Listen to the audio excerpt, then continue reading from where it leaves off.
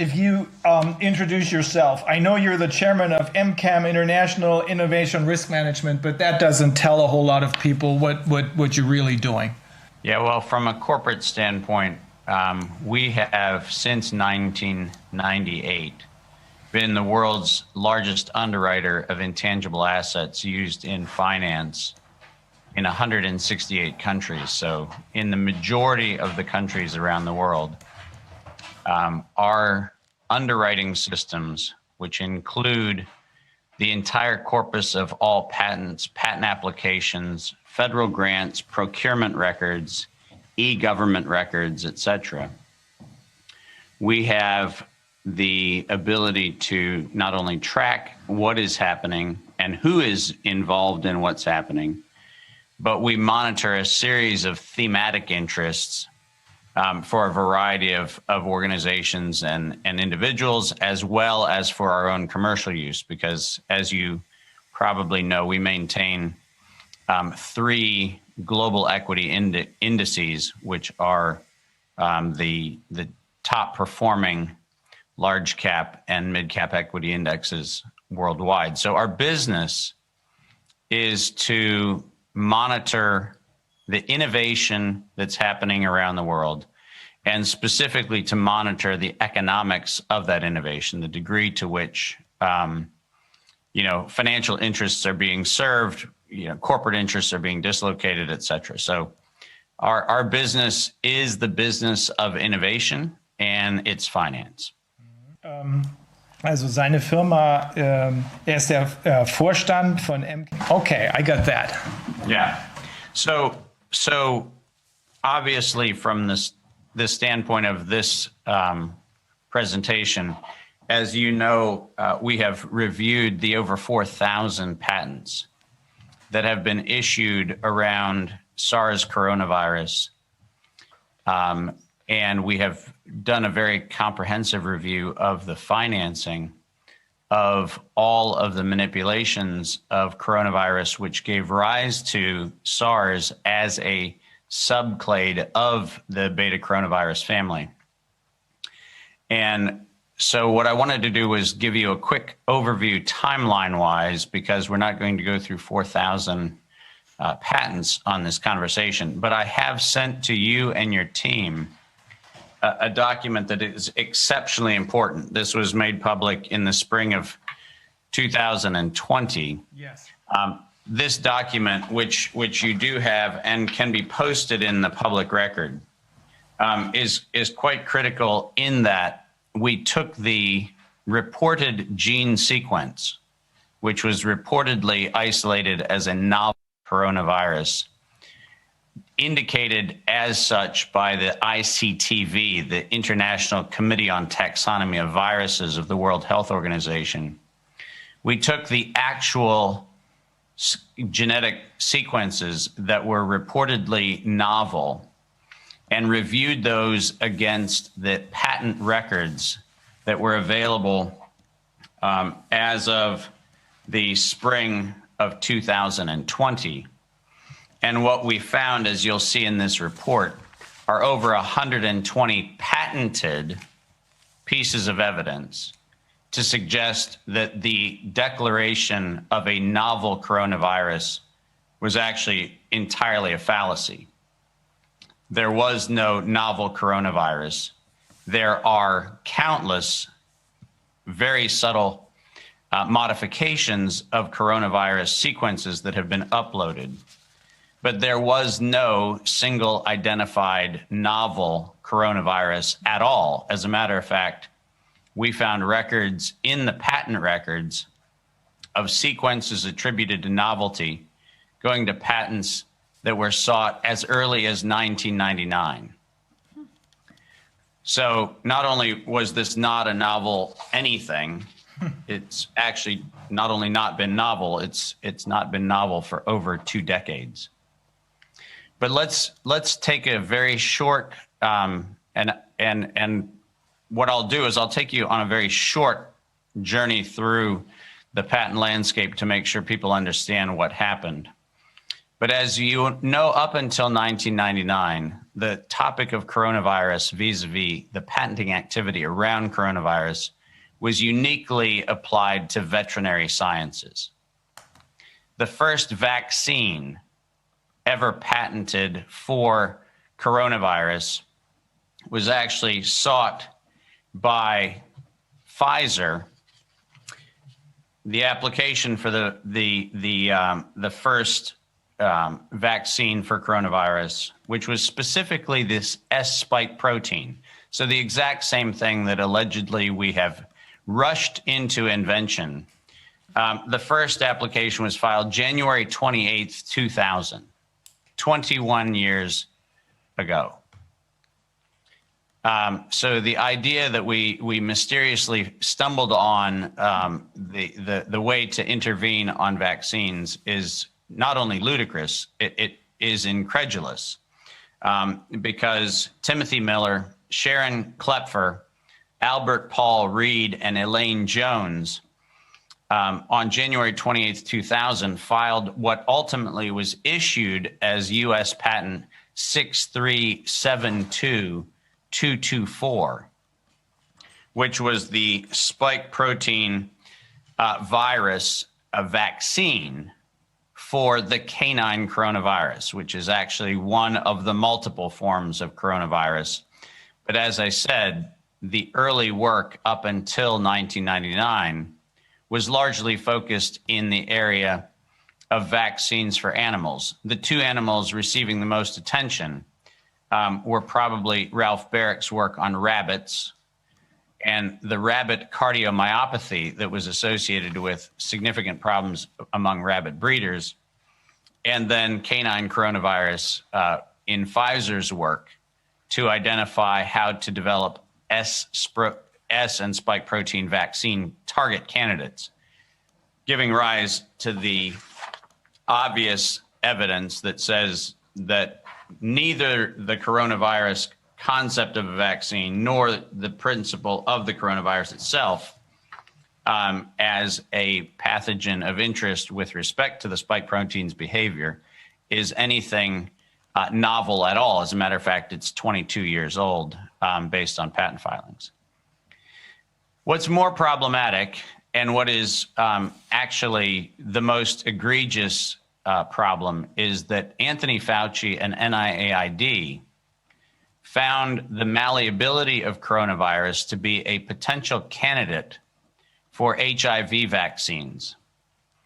And so SARS is actually not a natural progression of a zoonotic modification of coronavirus. As a matter of fact, very specifically, in 1999, Anthony Fauci funded research at the University of North Carolina, Chapel Hill, specifically to create, and you cannot help but lament what I'm about to read, because this comes directly from a patent application filed on April 19th, 2002. And you heard the date correctly, 2002, where the NIAID built an infectious replication defective coronavirus that was specifically targeted for human lung epithelium. In other words, we made SARS. And we patented it on April 19th, 2002, before there was ever any alleged outbreak in Asia, which, as you know, followed that by several months. That patent, issued as U.S. Patent 7279327, that patent clearly lays out in very specific gene sequencing the fact that we knew that the ACE receptor, the ACE2 binding domain, the S1 spike protein, and other elements of what we have come to know as this scourge pathogen was not only engineered, but could be synthetically modified in the laboratory using nothing more than gene sequencing technologies, taking computer code and turning it into a pathogen or an intermediate of the pathogen. And that technology was funded exclusively in the early days as a means by which we could actually harness coronavirus as a vector to distribute HIV vaccine. I'll let you translate that because that's a lot of material. Okay.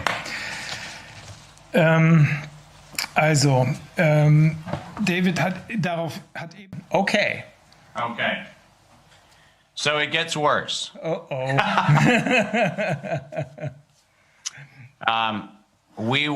My organization was asked to monitor biological and chemical weapons treaty violations in the very early days of 2000. You'll remember the anthrax events in September of 2001. And we were part of an investigation that gave rise to the congressional inquiry into not only the anthrax origins, but also into what was unusual behavior around Bayer's ciprofloxacin drug, which was a drug used as a potential treatment for anthrax poisoning. And throughout the fall of 2001, we began monitoring an enormous number of bacterial and viral pathogens that were being patented through NIH, NIAID, US AMRID, the US Armed Services Infectious Disease Program, and a number of other agencies internationally that collaborated with them. And our concern was that coronavirus was being seen as not only a potential manipulatable agent for potential use as a vaccine vector, but it was also very clearly being considered as a biological weapon candidate. And so our first public reporting on this took place prior to the SARS outbreak in the latter part of 2001. So you can imagine how disappointed I am to be sitting here 20 years later, having 20 years earlier pointed that there was a problem looming on the horizon with respect to coronavirus. But after the alleged outbreak, and I will always say alleged outbreak, because I think it's important for us to understand that coronavirus as a circulating pathogen inside of the viral model that we have is actually not new to the human condition and is not new to the last 2 decades. It's actually been part of the sequence of proteins that circulates for quite a long time. But the alleged outbreak that took place in China in 2002 going into 2003 gave rise to a very problematic April 2003 filing by the United States Center for Disease Control and Prevention. And this topic is of critical importance to get the nuance very precise. Because in addition to filing the entire gene sequence on what became SARS coronavirus, which is actually a violation of 35 U.S. Code Section 101, you cannot patent a naturally occurring substance. The 35 U.S. Code Section 101 violation was patent number 7220852.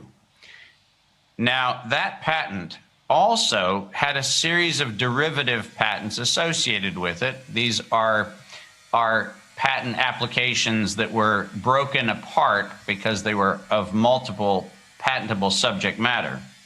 But these include U.S. Patent 46592703P, which is actually a very interesting designation. U.S. Patent 776521, that is 776521.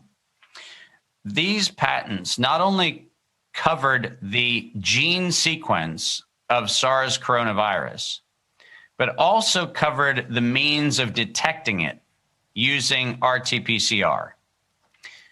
Now, the reason why that's a problem is if you actually both own the patent on the gene itself and you own the patent on its detection, you have a cunning advantage to being able to control 100% of the provenance of not only the virus itself, but also its detection.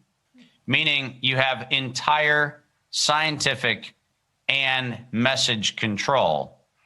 And this patent, sought by the CDC, was allegedly justified by their public relations team as being sought so that everyone would be free to be able to research coronavirus. The only problem with that statement is it's a lie.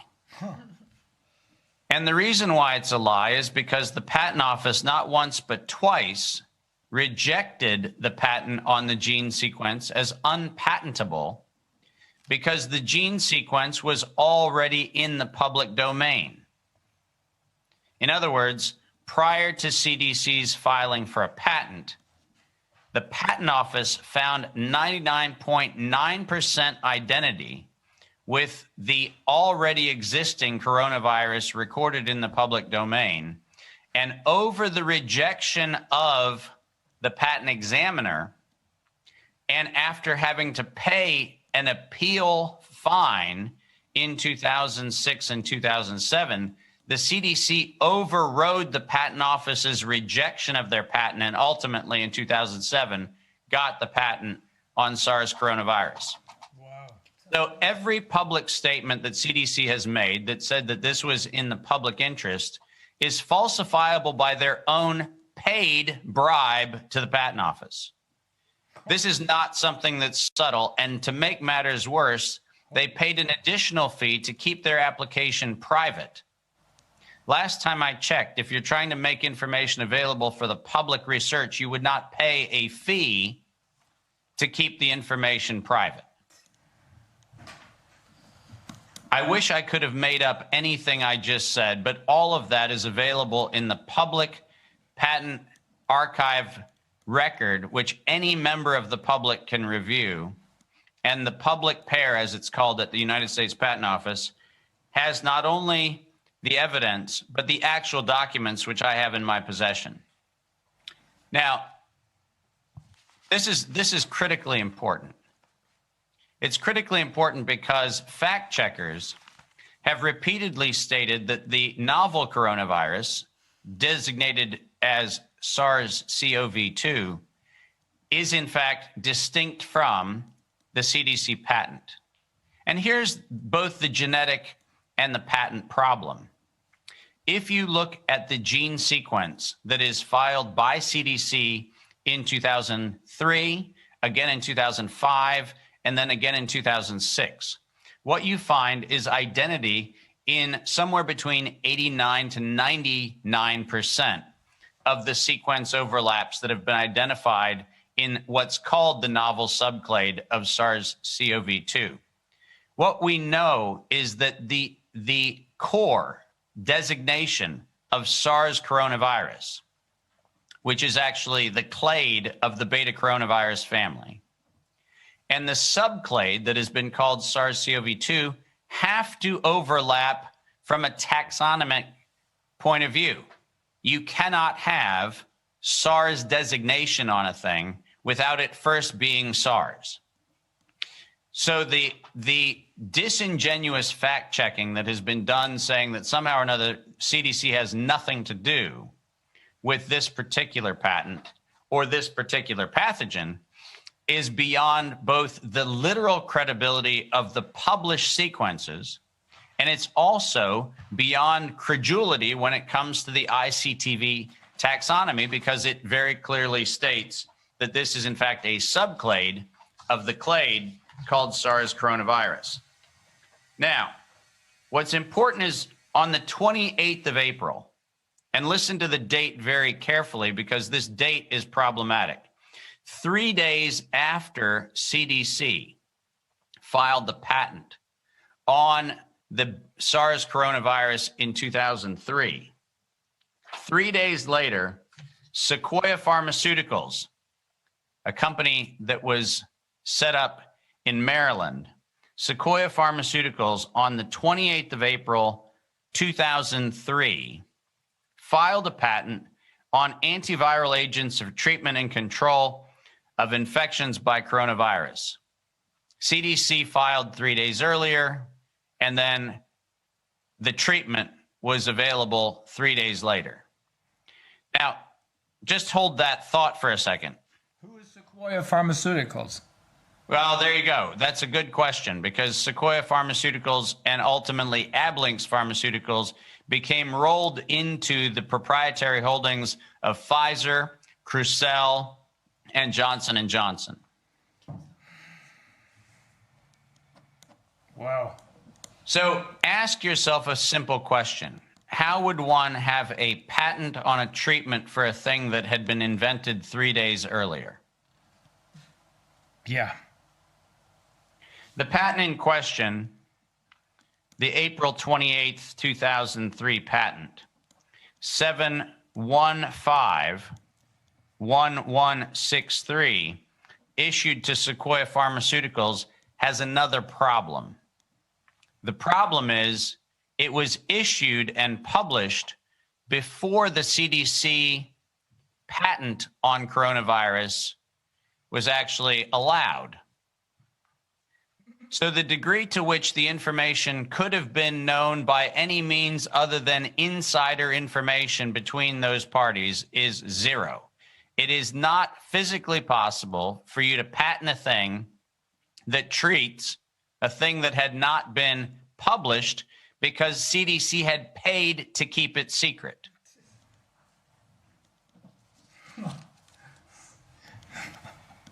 This, my friends, is the definition of criminal conspiracy, racketeering, and collusion. This is not a theory. This is evidence. You cannot have information in the future inform a treatment for a thing that did not exist. This could well blow up into a RICO case ultimately. This is it is a RICO case. It's not could blow up into it. It is a RICO case.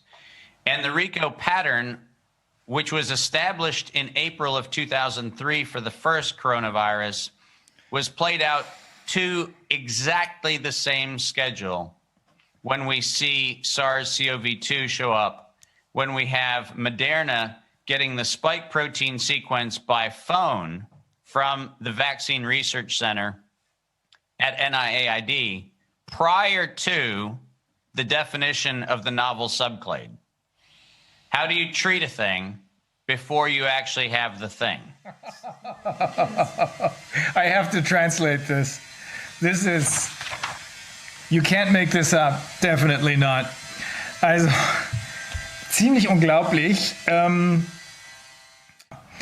Ich habe gesagt, das könnte explodieren als RICO-Case. Er sagt, das ist einer. Yeah, well, it's going to get worse here. Oh no, it can't get worse. Oh, it does. In the 5th of June, 2008, which is an important date because it is actually around the time when DARPA, the Defense Advanced Research Program in the United States, actively took an interest in coronavirus as a biological weapon. June 5th, 2008, Ablynx, which as you know is now part of Sanofi, filed a series of patents that specifically targeted what we've been told is the novel feature of the SARS-CoV-2 virus. And you heard what I just said. This is the 5th of June, 2008. They filed what? Specifically, they targeted what was called the polybasic cleavage site for SARS-CoV, the novel spike protein, and the ACE2 receptor binding domain, which is allegedly novel to SARS-CoV-2. And all of that was patented on the 5th of June, 2008. And those patents in sequence were issued between November 24th of 2015, which was U.S. patent 9193780. So that one came out after the gain-of-function moratorium. That one came after the MERS outbreak in the Middle East. But what you find is that then in 2016, 2017, 2019, a series of patents all covering not only the RNA strands, but also the subcomponents of the gene strands were all issued to Ablynx and Sanofi. And then we have Crucell, we have Rubius Therapeutics, we have Children's Medical Corporation, we have countless others that include Ludwig Maximilians Universität in München, Protein Science Corporation, Dana-Farber Cancer Institute, University of Iowa, University of Hong Kong, Chinese National Human Genome Center in Shanghai, all identifying in patent filings that ranged from 2008 until 2017, every attribute that was allegedly uniquely published by the single reference publication, the novel bat coronavirus, reveals, quote, natural insertions at the S1, S2, 2 cleavage site of the spike protein and possible recombinant 3 origin of the SARS-CoV-2 virus. The paper that has been routinely used to identify the novel virus, unfortunately, if you actually take what they report to be novel, you find 73 patents issued between 2008 and 2019, which have the elements that were allegedly novel in the SARS-CoV-2, specifically as it relates to the polybasic cleavage site, the ACE2 receptor binding domain, and the spike protein. So the clinically novel components of the clinically unique, clinically contagious, you know where I'm going with this, okay? There was no outbreak of SARS because we had engineered all of the elements of that. And by 2016, the paper that was funded during the gain-of-function moratorium that said that the SARS coronavirus was poised for human emergence, written by none other than Ralph Baric, was not only poised for human emergence, but it was patented for commercial exploitation 73 times. Didn't Ralph Baric, I think I saw a video clip with him giving a speech in which he explicitly told the audience that you can make a lot of money with this. Yes, you can. And he has made a lot of money doing this. Oh.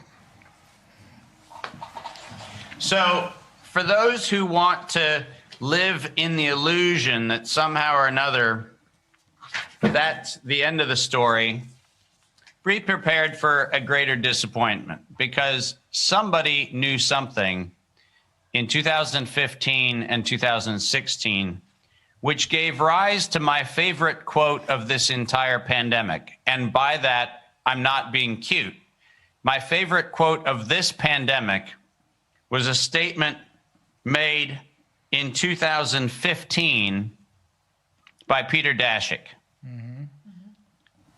The statement that was made by Peter Daszak in 2015, reported in the National Academies of Press publication, February 12th, 2016, and I'm quoting, "We need to increase public understanding of the need for medical countermeasures such as a pan-coronavirus vaccine. A key driver is the media, and the economics will follow the hype. We need to use that hype to our advantage to get to the real issues. Investors will respond if they see profit at the end of the process," end quote. That's quite shocking because I thought that. Let me just read that again, just because I don't know if I might get lost in translation. So let me just go ahead and read it slowly. Yeah. And as Americans love to do when speaking to a multilingual audience, maybe I should say it louder. I won't. We need to increase public understanding of the need for medical countermeasures, such as a pan-coronavirus vaccine. A key driver is the media, and the economics will follow the hype. We need to use that hype to our advantage to get to the real issues. Investors will respond if they see profit at the end of the process. End quote.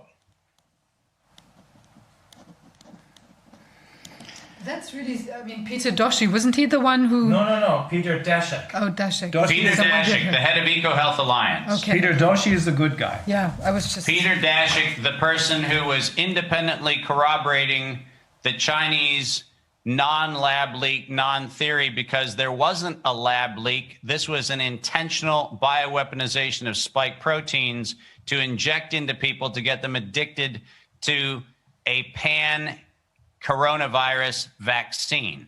This has nothing to do with a pathogen that was released, and every study that's ever been launched to try to verify a lab leak is a red herring. And there's really nothing that is new in this. Nothing. Zero. 73 patents on everything clinically novel. 73, all issued before 2019.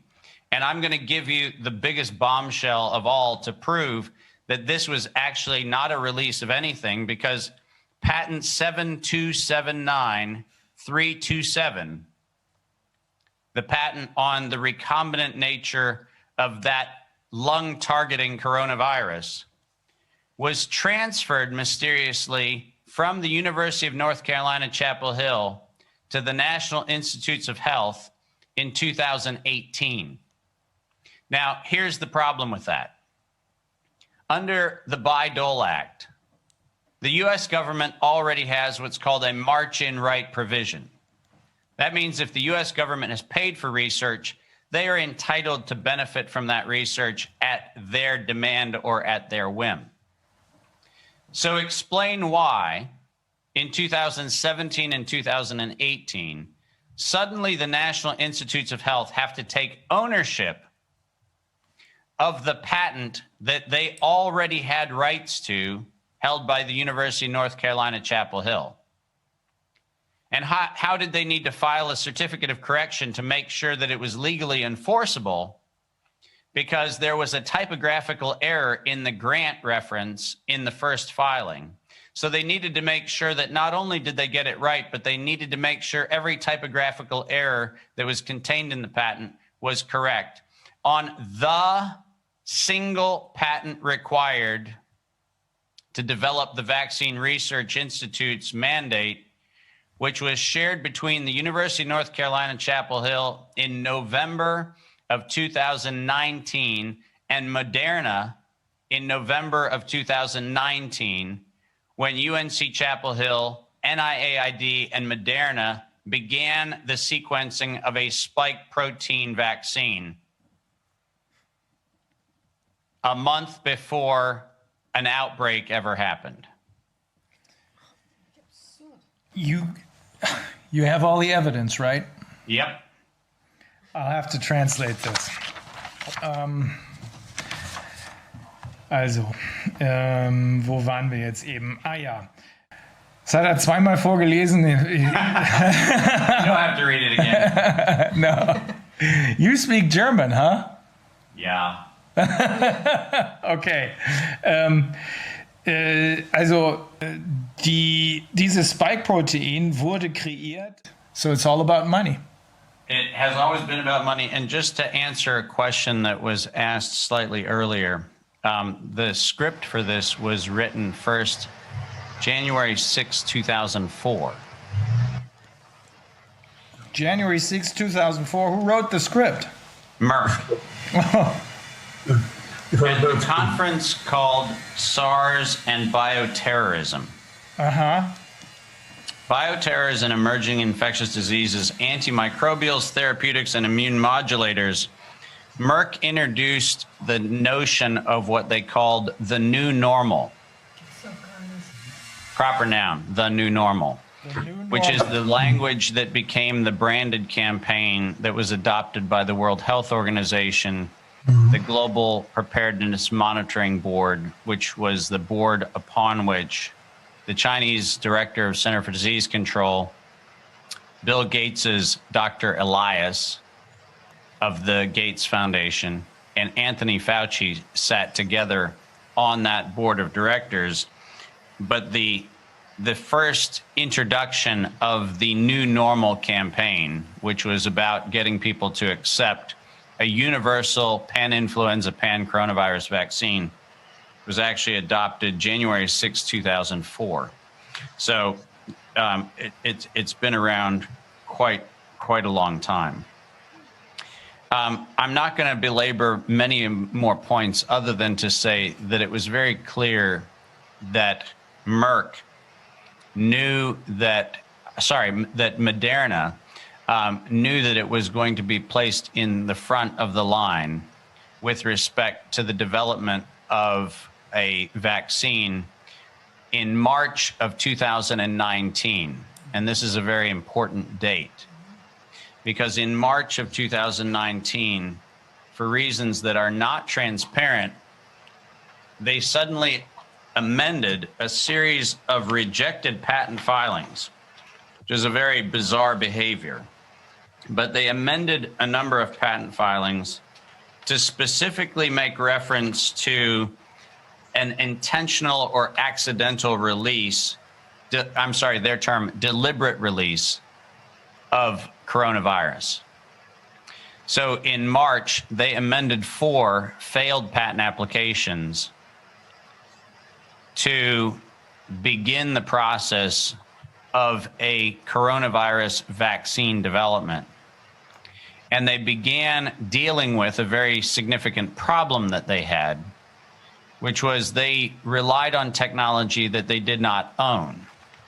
2 Canadian companies, Arbutus Pharmaceuticals and Acuitas Pharmaceuticals, actually own the patent on the lipid nanoparticle envelope that's required to deliver the injection of the mRNA fragment.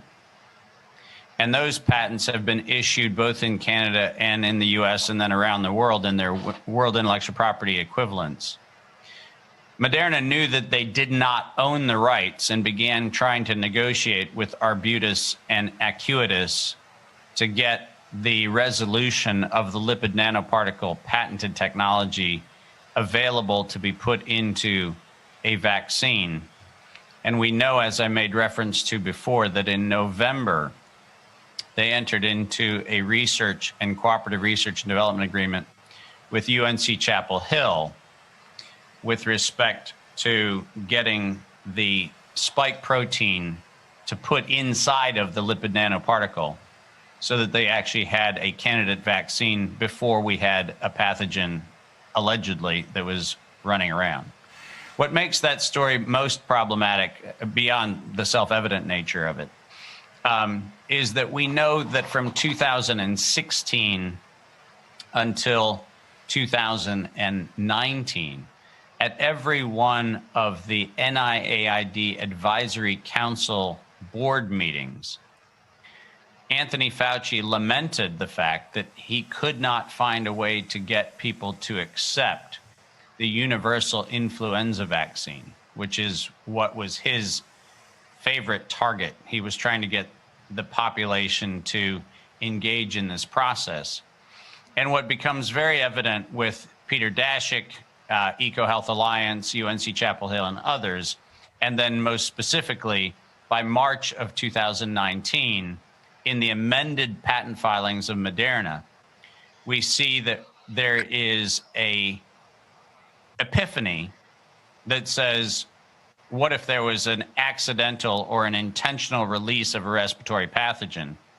And what makes that particular phrase problematic is it is exactly recited in the book, A World at Risk, which is the scenario that was put together by the World Health Organization in September of 2019. So months before there's an alleged pathogen, which says that we need to have a coordinated global experience of a respiratory pathogen release, which by September 2020 must put in place a universal capacity for public relations management, crowd control, and the acceptance of a universal vaccine mandate. That was September of 2019. And the language of an intentional release of a respiratory pathogen was written into the scenario that, quote, must be completed by September 2020. This was the text where Mrs. Brundtland was heading this commission, isn't it? Well, this is the Global Preparedness Monitoring Board's unified statement. There are a number of people who have taken credit and then backed away from credit for it. But yes, you're right. Am I right too when I say that also the ACE2 receptor it was already described in the patents before 2019? Yes, we have 117 patents with specifically the ACE2 receptor targeting mechanism for SARS coronavirus. So because they always say this is the new thing with the virus. No, it's not new, and it has not been even remotely new. It's in publications going back to 2008 in the weaponization conferences that took place in Slovenia, in Europe, all across Europe, and all across the DARPA infrastructure. We've known about that since 2013, its isolation and amplification. And this, the amendment that Merck did to this, the rejected patent applications. So, was it only about the fact that it's like deliberately, put into the environment or something, or did they add anything else? Well, so these were there were 4 failed patent applications that were essentially revitalized in March of 2019. And it was Moderna. I misspoke. I spoke about Merck. It was Moderna, and I tried to correct that. I'm sorry that didn't come through. But it's Moderna's patent applications that were amended in March of 2019 to include the deliberate release of a respiratory pathogen language.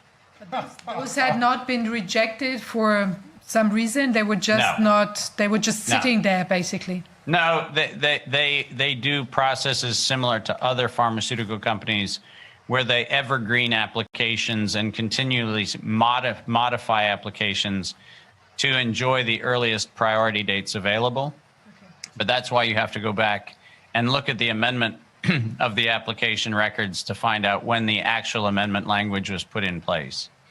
But yes, I mean, the fact of the matter is, and like I said, I'm not going to belabor all of the patent data, but any assertion that this pathogen is somehow unique or novel falls apart on the actual gene sequences which are published in the patent record, and then more egregiously falls apart in the fact that we have Peter Daszak himself stating that we have to create public hype to get the public to accept the medical countermeasure of a pan-coronavirus vaccine.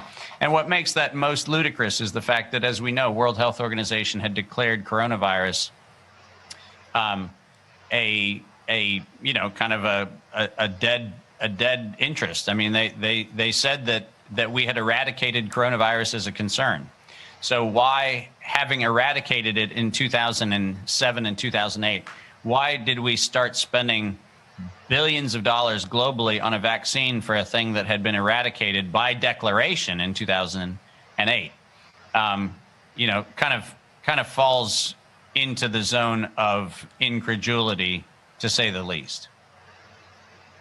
But doesn't that also mean if you take the entirety of the evidence, then this is a tool, the coronavirus and the vaccines, this is a tool, and the interest of DARPA in creating a biological weapon out of this. This is a tool for everything else that latches onto this, including population control, for example. Well, listen, we have to stop falling for even the mainstream narrative in our own line of questioning. Because the fact of the matter is, this was seen as a highly malleable bioweapon. There's no question that by 2005, it was unquestionably a weapon of choice.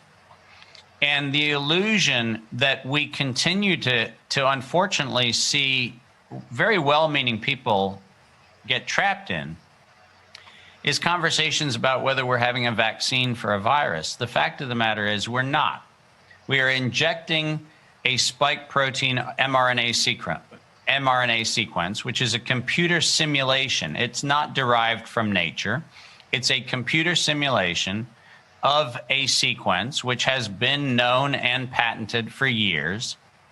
And what we know is that that sequence, as reported, is reported across things like, the very reliable phone conversations that took place between Moderna and the Vaccine Research Center by self-report, where, I don't know, if you were on a phone call and you heard ATTCCGG,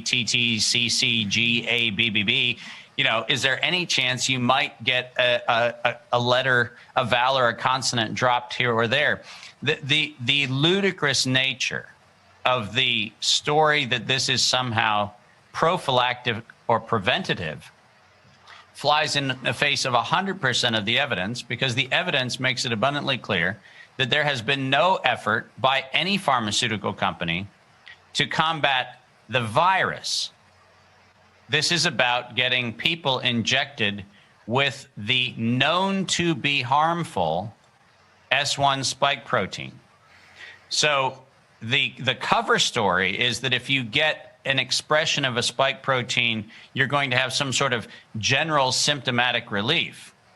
But the fact of the matter is, there has never been an intent to vaccinate a population as defined by the vaccination universe. And it's important. I mean, let's review, just for the record, when Anthony Fauci tried desperately to get some of his, quote, synthetic RNA vaccines published, he had his own patents rejected by the patent office.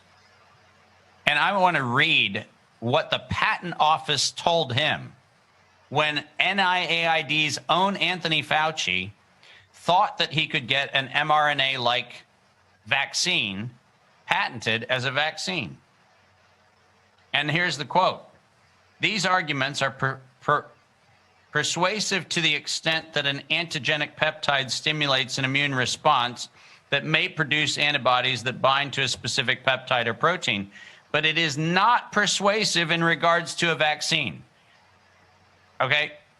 This is the patent office. This is not some sort of public health agency. This is the patent office. "The immune response produced by a vaccine must be more than merely some immune response, but must also be protective.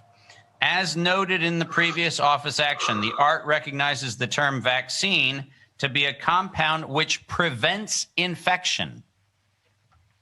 Applicant has not demonstrated that the instantly claimed vaccine meets even the lower standard set forth in the specification, let alone the standard ART definition for being operative in regards. Therefore, claims 5, 7, and 9 are not operative, as the anti-HIV vaccine, which is what he was working on, is not patentable utility." So Anthony Fauci himself was told by the patent office themselves that what he was proposing as a vaccine does not meet the patentable standard, the legal standard, or the clinical standard. Oh. Can we translate this for our audience? This might be very important. That is, by the way, David, that is our friend Martin Schwab, Professor Martin Schwab he's our most important legal advisor from the University of Bielefeld. All right. He is very smart. Also, dann wollen wir das mal übersetzen. I know that, David, I know a lot of our viewers are really shocked. I can see that from the responses. One of our viewers is our PCR test specialist, Professor Kämmerer. She can't believe what's going on here. Well, here's the sad and sober irony is that I raised these issues beginning in 2002 after the anthrax scare. And the tragedy is we are now sitting in a world where we have hundreds of millions of people who are being injected with a pathogen stimulating computer sequence, which is being sold under what the patent office, what the medical profession, and what the FDA in its own clinical standards would not suggest is a vaccine. But by using the term, we actually are now subjecting hundreds of millions of people to what was known to be by 2005 a biological weapon. Also, was ihn so ein bisschen bedrückt und vielleicht sogar sehr bedrückt. So I obviously have hundreds of hours of this stuff committed to memory because I've been doing it for 2 decades. But if you have any questions, I'd be happy to answer them. I'm sure there are going to be hundreds of questions, David. We're going to be in touch. I think you're going to be flooded by people's emails, etc. I'm just going to forward what comes in, or we're going to forward what comes in. But I do think. But yeah, we have Martin Schwab. He probably has a really serious question. And after me, Wolfgang too. Okay. I'm a legal professor with the Faculty of Law here in Bielefeld, and I have to tell you that the Constitutional Protection Unit of the Ministry of Interior Affairs observes the so-called Corona denier scene. Corona denier is everyone who dares to disagree to the with the official line. With the official line, yes. If this Constitutional Protection Unit takes notice of me taking part in discussion that this pandemic was put on stage intentionally, they will probably try to fire me from my job. So I have to at least ask some questions. While I heard you talking, I took a look at patent number 7220-852 and 7151163. And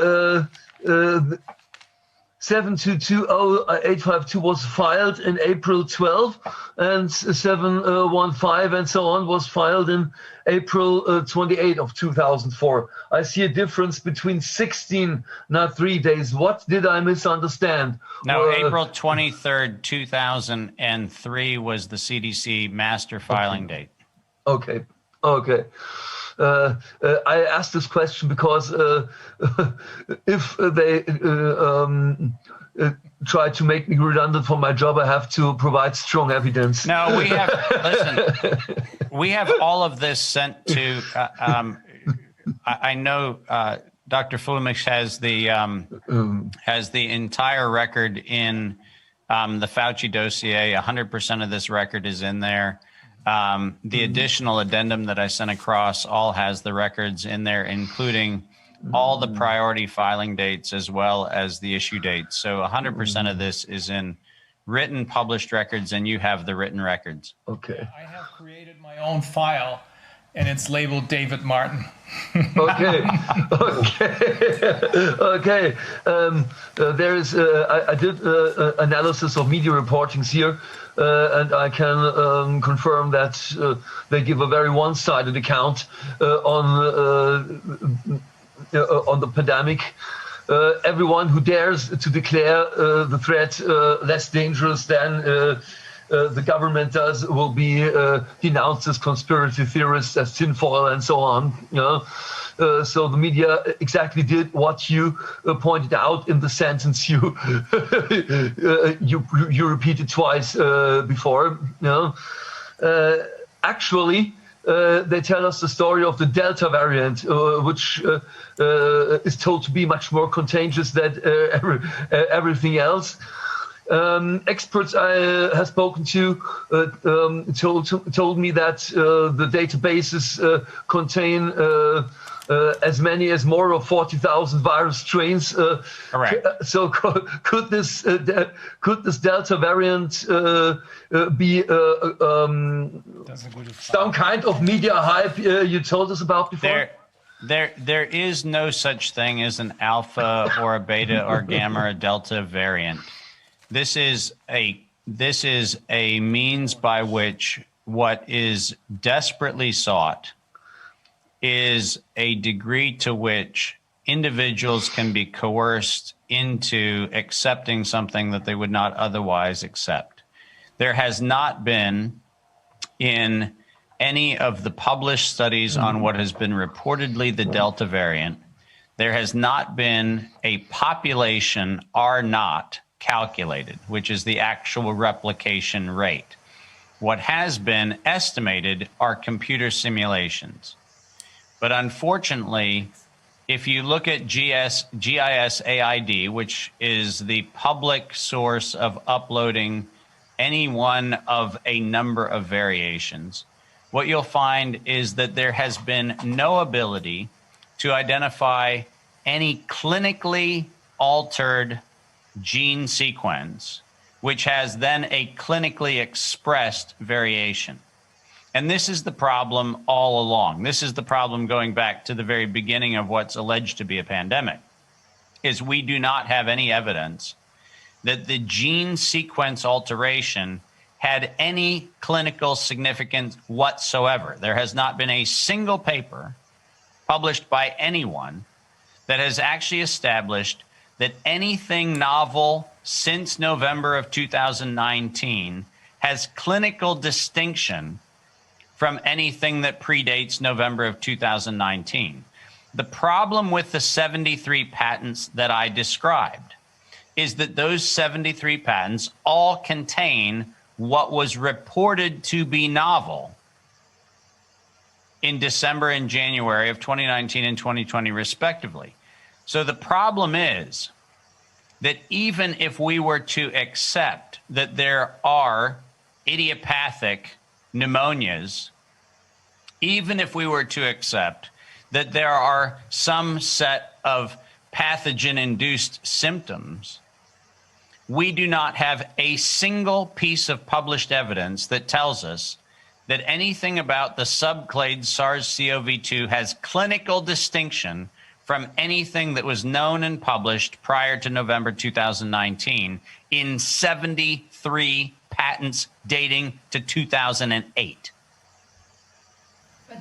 But could it be that the Delta variant sort of is that just the difference is, that the clinical symptoms are the same, but that it has the capability of infecting someone who's already gone through variant B, beta, whatever. Well, so this is where we see an enormous amount of response and reflexive behavior to media hype.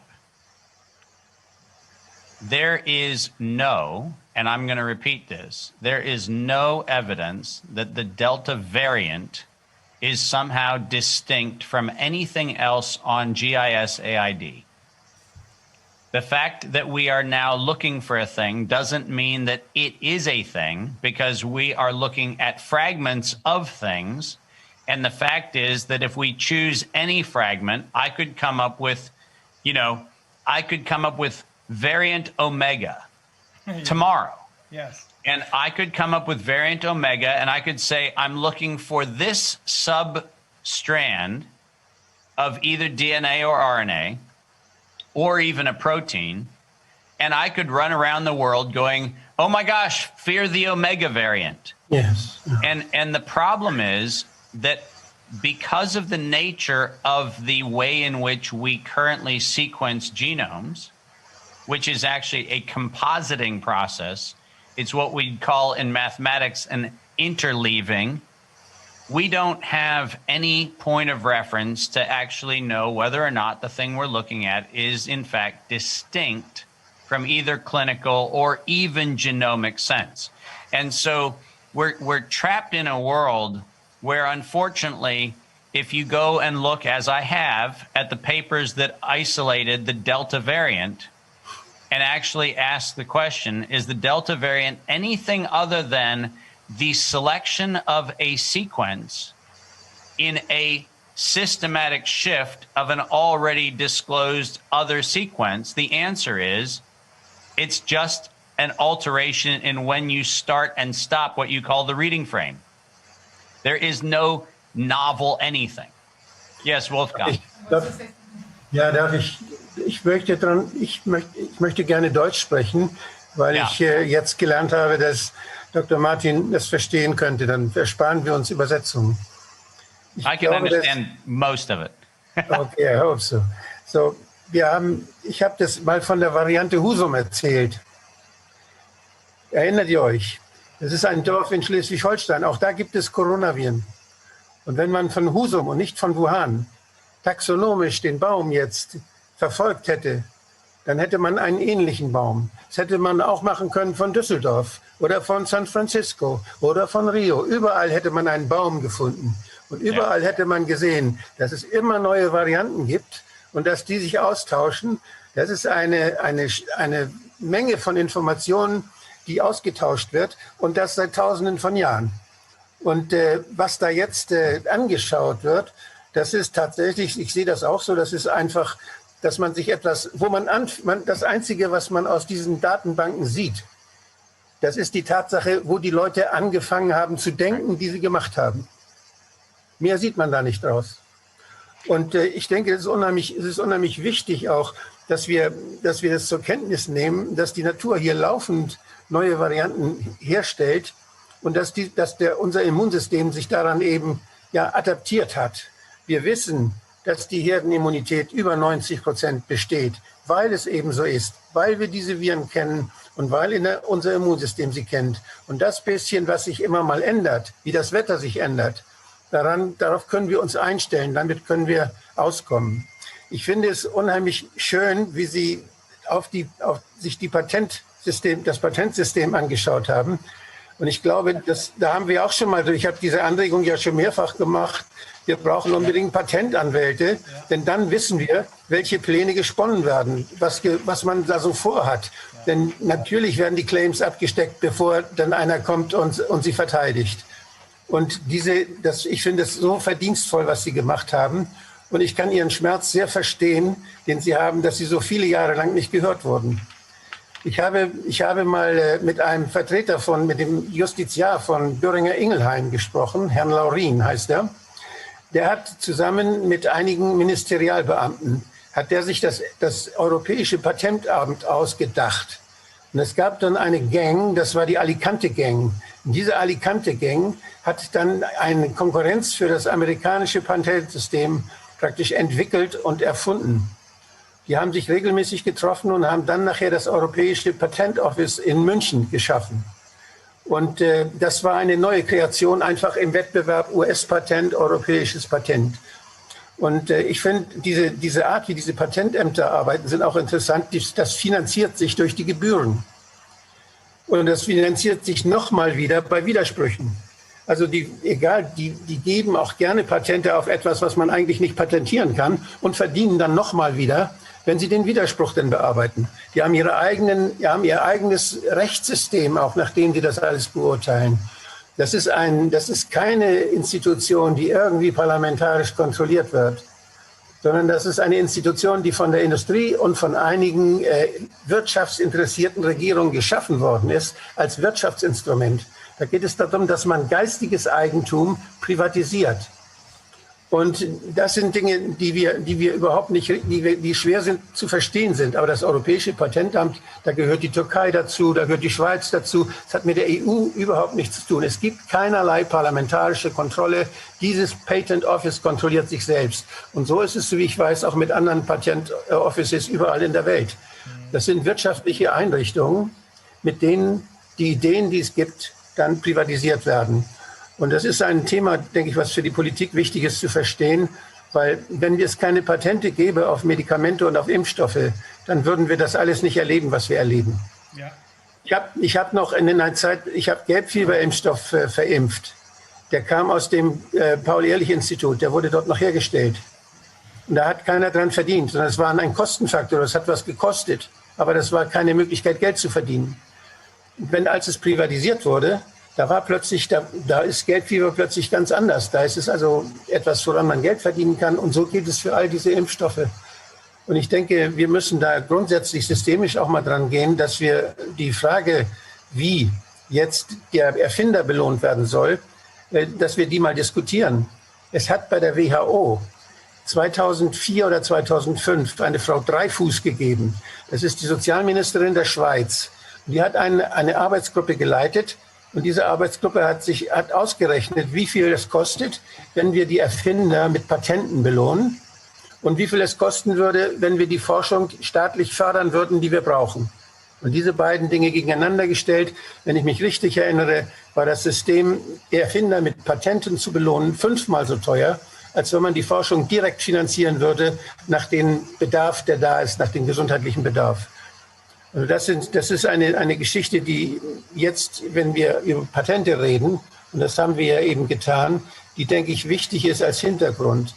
Aber Ihr großes Verdienst, Dr. Martin, liegt wirklich darin, dass Sie einerseits Patente lesen können, dass Sie wissen, wo Sie sie finden können und dass Sie diese Zeitreihe so sehr schön dokumentiert haben, die wirklich unwiderlegbar zeigt, dass das Ganze geplant ist, dass das Ganze wirtschaftlichen Hintergründe hat, Machthintergründe hat, dass das Zusammenspiel zwischen staatlichen Institutionen einerseits und Wirtschaft andererseits und Militär dann außerdem noch wieder als dritten Faktor, dass das hier diese ganze Sache schon lange geplant hat, vorbereitet hat, die Claims abgesteckt hat und ganz genau wusste, was es mit uns machen will. Und dass es uns mit Hilfe der Medien jetzt belügt und dass wir mit Hilfe der Medien jetzt dazu gebracht werden, diese Story zu glauben. Und das, was wir geimpft kriegen, das haben Sie auch sehr schön gesagt, das ist nicht eine Impfung gegen einen Virus, den es gibt, sondern das ist eine Impfung gegen eine Computersimulation, die als Biowaffe mal erfunden worden ist. Daraus hat man etwas genommen. Das wurde schon lange patentiert und das kriegen wir jetzt gespritzt. Und zwar sind das mRNA-Stücke, die dazu führen, dass wir giftige Spikes in unserem Körper bilden. Und die Nebenwirkungen, die wir da haben, das sehen wir ja überall. Wir sehen die Zahlen der Nebenwirkungen, die ganz stark steigen. Was hier geschieht, ist ein großes Verbrechen. Vielen Dank, dass Sie uns das wirklich dass Sie uns den Beweis damit auch in die Hand gegeben haben. Ich hoffe, dass viele Menschen das sehen und ich denke, es wird sich lohnen, das auch auf Deutsch einmal zusammenzuschreiben, diese Geschichte, die Sie uns erzählt haben, mit allen Quellen. Und ja, das ist eine schöne Aufgabe, die wir haben. Herzlichen Dank. David, I'll make a long story very short. He's in full agreement with I hope your you're reading analysis. the subtitles and not just waiting He for it to go back to understands your English. anguish with respect to you having told the world about this 20 years ago almost, and he admires your tenacity. And he's extremely grateful for you having taken this very close look at the problem through patent law. Dr. Wodak believes that patents are really problematic because it turns out that it is probably 5 times more expensive to patent drugs as opposed to having public, I mean, not public, private, but public universities getting the stipends, getting the money that they need in order to develop these vaccines. Yeah, I'm going to do something that's very unfair, but I'm going to hold the document very close to the screen. Mm-hmm. And it's only for representational purposes, but I want you to see that this is the Barrick patent that NIH needed to have returned to them for mysterious reasons in 2018. This is 79327. And people can look this up on their own. But if you actually look at the sequences that are patented, which is one of the things that we've done, we actually look at the published sequences and realize that depending on where you clip the actual sequence string, you will have the same thing or you'll have a different thing based nothing more than on where you decide to parse the clip.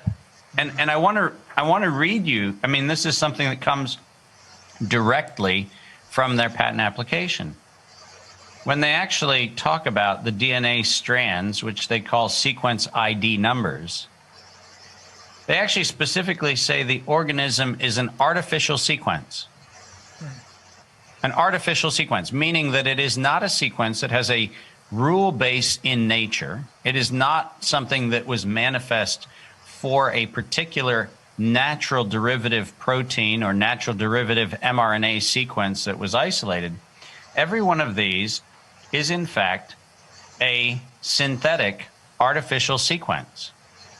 And if you go back and you look at each one of them, which we have done, what you'll find is that the sequences in fact are contiguous in many instances, but are overlapping in others, where it is merely a caprice determination that says something is or is not part of an open reading frame, or it is or is not part of a particular oligonucleotide sequence. Now, the reason why that's important is because if we are going to examine what ultimately is being injected into individuals, we need the exact sequence, not a kind of similar to. We need the exact sequence. And if you look at the FDA's requirement, and if you look at the European regulatory environment, and if you look at the rest of the world's regulatory environment, for reasons that cannot be explained, the exact sequence that has gone into what is amplified inside of the injection seems to be elusive. It seems to be something that someone cannot, in fact, state with 100% certainty the sequence is X.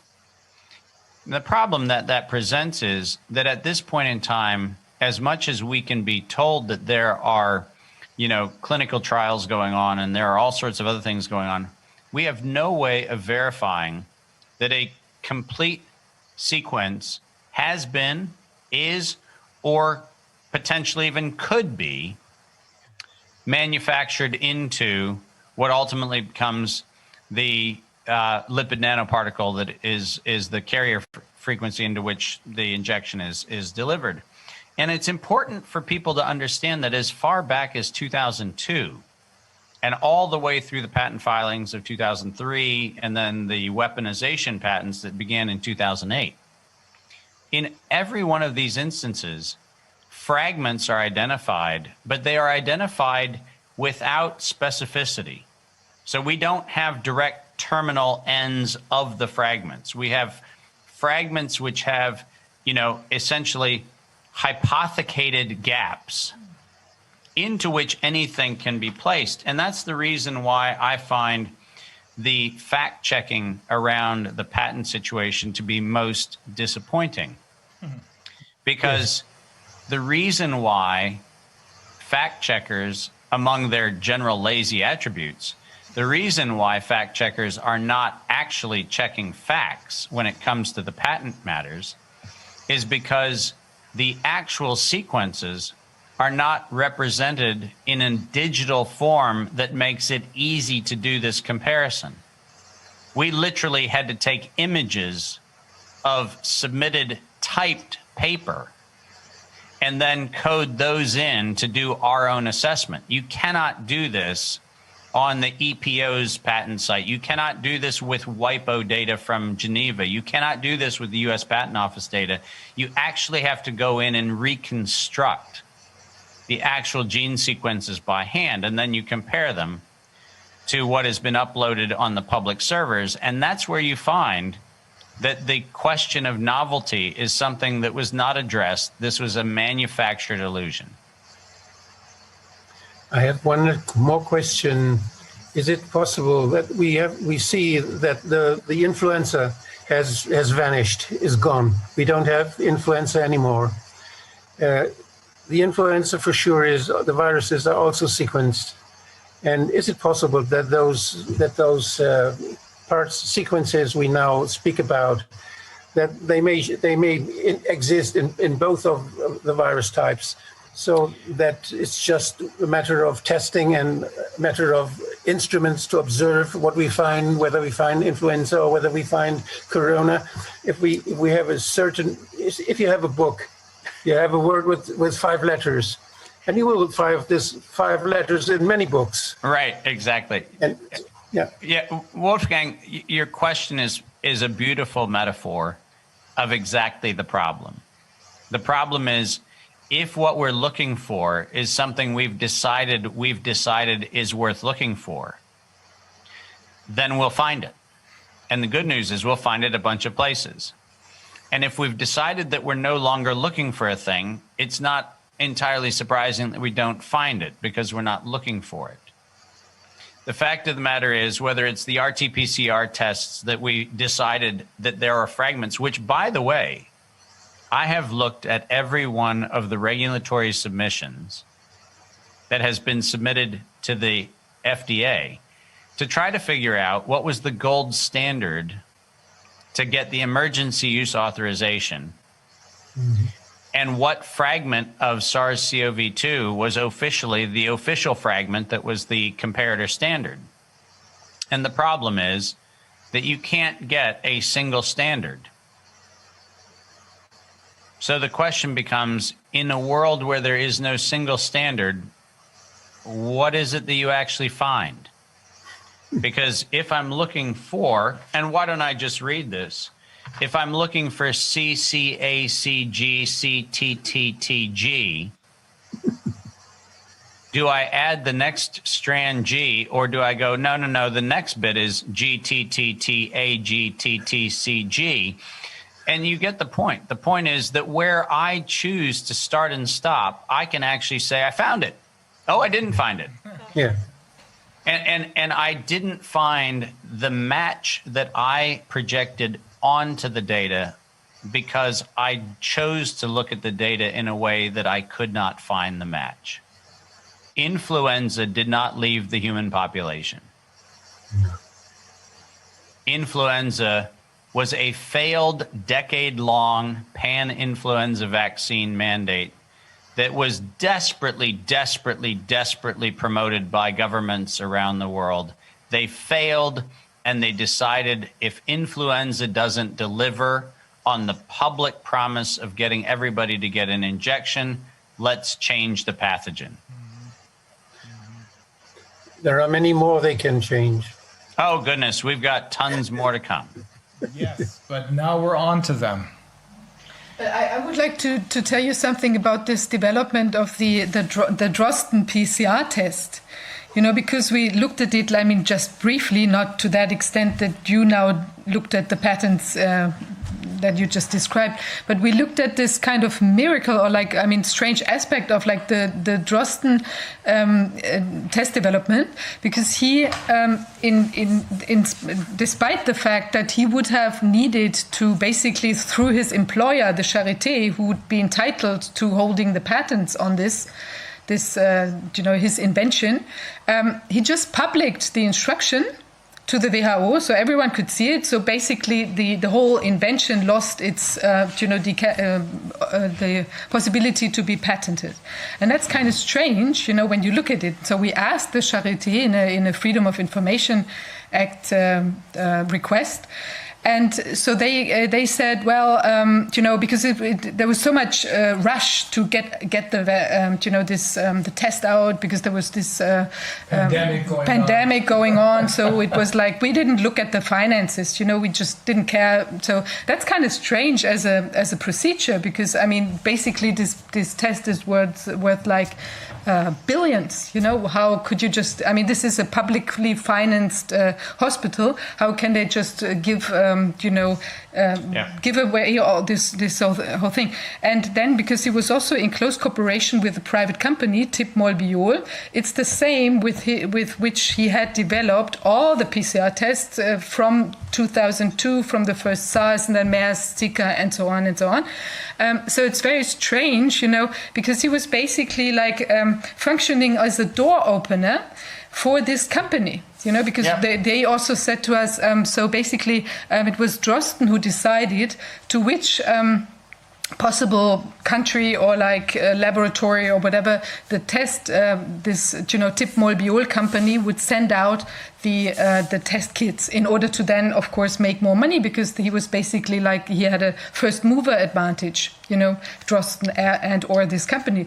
So it's clear now. I mean, maybe there was nothing at that point because there was so many patents already going on. So basically, from this not novel virus or PCR test, he couldn't patent anything that would have been new. So basically, it was really like a very logical thing to do then, to use the whole thing as just to make profit from this first mover advantage, and maybe Drosten is somehow involved in this whole legal. He's one of the most important people in this scheme because he's the one whose strings they pulled first.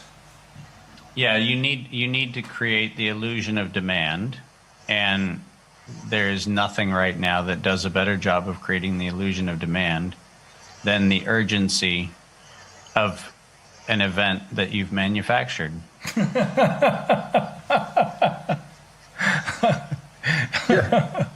This sounds almost like comedy, but it is not.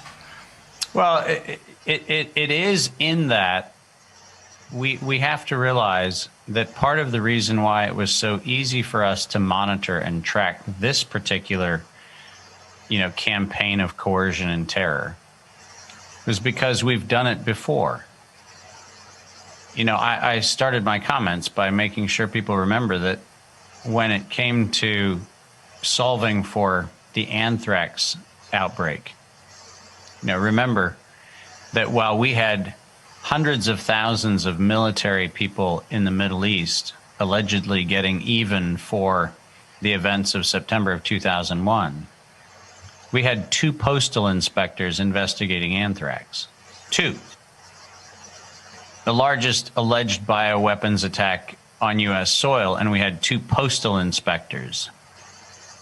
You can't genuinely believe that 2 postal inspectors are the crime-stopping, mind bendingly powerful individuals in the universe. Now, I have nothing against postal inspectors, but I can guarantee you that if I was investigating a bioterror attack, I would not have the post office having 2 postal inspectors as their crack team doing the investigation.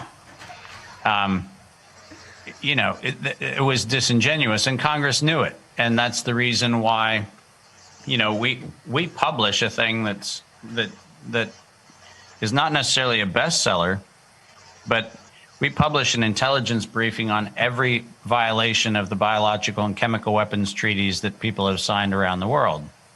And it's a phone book that tells you where and who's funding. And so for us, it wasn't hard to figure out that this was not a public health crisis. This was an opportunistic marketing campaign to address a stated objective. And that's why this is Occam's razor. It's the easiest thing to describe because they're the ones that said it. And the Occam's razor reality is they said they needed to get the public to accept a pan-coronavirus vaccine countermeasure. And they needed the media to create the hype, and investors would follow where they see profit. You do not have anything else you need to rely on to explain the events of the last 20 months than the actual statement of the actual perpetrator. And I don't do the navel-gazing exercise of going in to try to understand whether there were mommy issues behind a bank robber. If they're holding a bag of money outside of a bank, I actually make the crazy assumption that maybe they're a bank robber. Similarly, if I have somebody who says we need to use the media to hype a medical countermeasure, which is in fact the injection of a synthetic, recombinant, chimeric protein developed off of a computer simulation, if I'm actually going to listen to the motivation for why that might be being done, I will listen to the person doing the manipulation who says investors will follow where they see profit. I don't need more explanation. Me neither. Okay. This is mind-boggling. I'm really glad, David, that we spoke a couple of months ago, maybe 4 months ago, and we were introduced to each other by James Henry. Right. And I was trying to find patent lawyers in this country who might be interested in this case. Now, there are a few patent lawyers who understand about it, but there's no one, apparently up till now, but maybe this is going to change, but there was no one willing to tackle this in the context of Corona. That's the problem. But this is not new. I've tried to find such a lawyer too, specialized on patents, for the Enquete Commission for the German Bundestag some 10 years ago, or more than 15 years ago.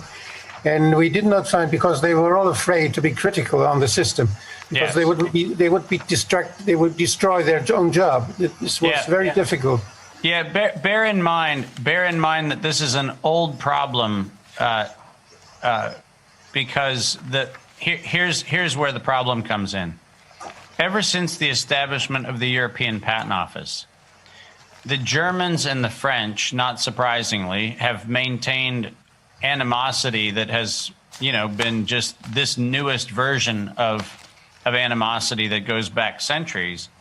But when the EPO was set up, the role of the Patent Office in Munich became a very nationalistic issue for Germany.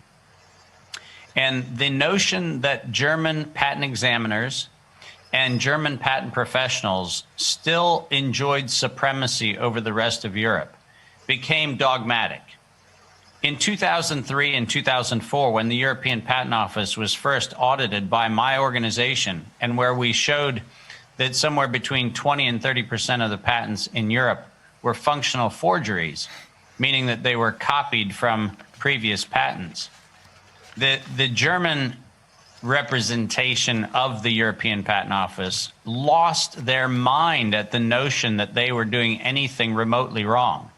When the European Union commissioned us to do an examination into software patents a few years later at the request of the Swedish delegation to the European Union, and we showed hundreds and hundreds of software patents which were illegally granted by the European Union through the EPO, and then we found out that it was German patent examiners and German patent practitioners who were the ones who were responsible for their filing.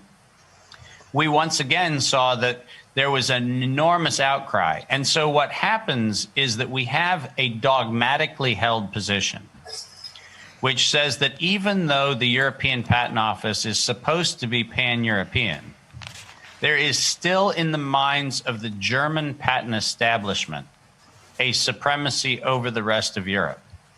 And if you call into question anything, including patents granted on a bioweapon,